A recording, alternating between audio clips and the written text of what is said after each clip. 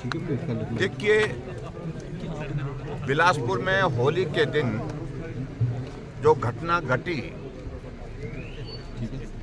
और होली वाले दिन पूर्व विधायक जो कांग्रेस पार्टी से ताल्लुक रखते हैं उनके ऊपर उनके घर में जाकर के हमला होता है, गोलियां चलती हैं, पूर्व विधायक उसमें घायल होते हैं और उनके बीएसओ भी घायल होते हैं। और उसके बाद जो हत्या का प्रयास करने के लिए जो लोग आए थे, जो दोषी हैं, वो चल करके वहां से भाग निकले। अभी तक 4 दिन होने के बावजूद भी उनकी गिरफ्तारी नहीं हो पाई। स्वाभाविक रूप से देवभूमि हिमाचल प्रदेश के लिए चिंता का विषय है और मेरा ये मानना है कि ये जो घटना घटित हुई है, इस घटना का संबंध जो है कुछ अरसे पहले एक और घटना इसी प्रकार की गोलीकांड की हुई थी जो डिप्टी कमिश्नर के ऑफिस के कॉम्प्लेक्स और जुडिशियल कॉम्प्लेक्स में वहां पर हुई थी।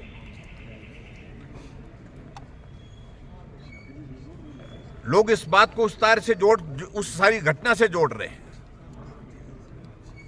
लेकिन हम उस पर अभी कुछ कहना नहीं चाह रहे हैं क्योंकि इन्वेस्टिगेशन की प्रोसेस अभी तक चली है। इसलिए इन्वेस्टिगेशन की प्रोसेस जब तक कंप्लीट नहीं होती तब तक के लिए उचित नहीं होगा उस पर बोलना।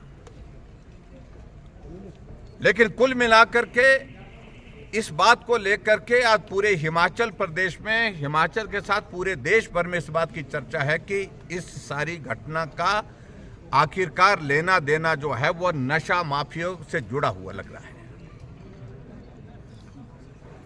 और ऐसी सूरत में मैं सिर्फ इतना ही कहना चाह रहा हूं कि जो पूरा विधायक घायल हुए हैं,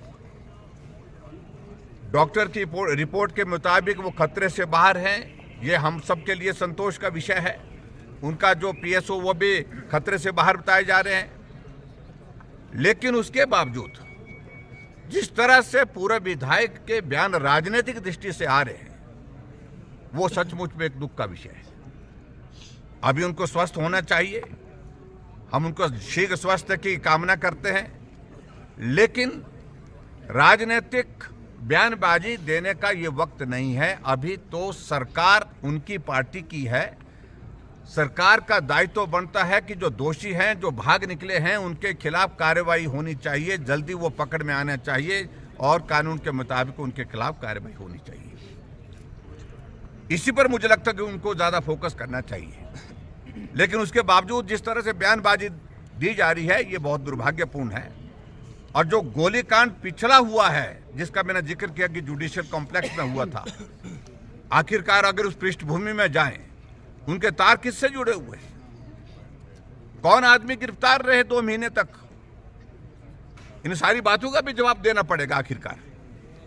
लेकिन हिमाचल प्रदेश सरकार की ये स्थिति हम आज से नहीं कह रहे हैं, हम पिछले लगभग 1.5-2 साल से कह रहे हैं कि हिमाचल प्रदेश की पुलिस ऐसे कामों में लगा के रखी है। का प्रयास करने के लिए जो लोग आए थे, जो दोषी हैं, विधायकों को प्रताड़ित करने के लिए, चल करके वहां से के लिए भाग निकले। अभी तक पार्टी के नेताओं के सर्विलेंस पर 4 दिन होने के बावजूद भी उनकी गिरफ्तारी समोसे की जांच हो रही है, मुद्दे पर FIR हो रही है।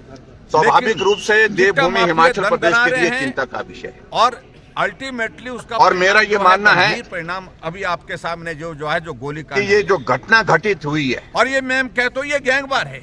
इस घटना का इस बात को लेकर के आज संबंध जो है का आम आदमी से पहले एक और घटना इसी प्रकार की गोलीकांड की हुई थी जो डिप्टी कमिश्नर के ऑफिस के कॉम्प्लेक्स और जुडिशियल कॉम्प्लेक्स में वहां पर हुई थी।